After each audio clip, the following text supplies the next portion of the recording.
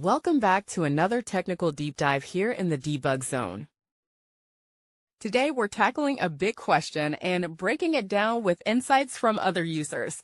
Hopefully this clears up some misconceptions and helps you get the answer you need. So buckle up, stay a little curious, and let's jump right in.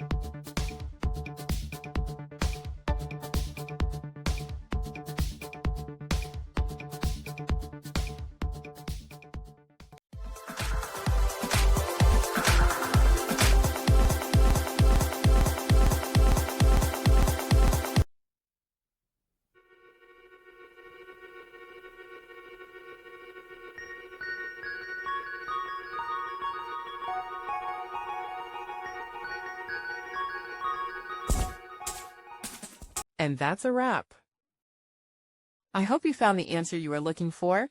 If you did, take a second to hit that subscribe button. It really helps out.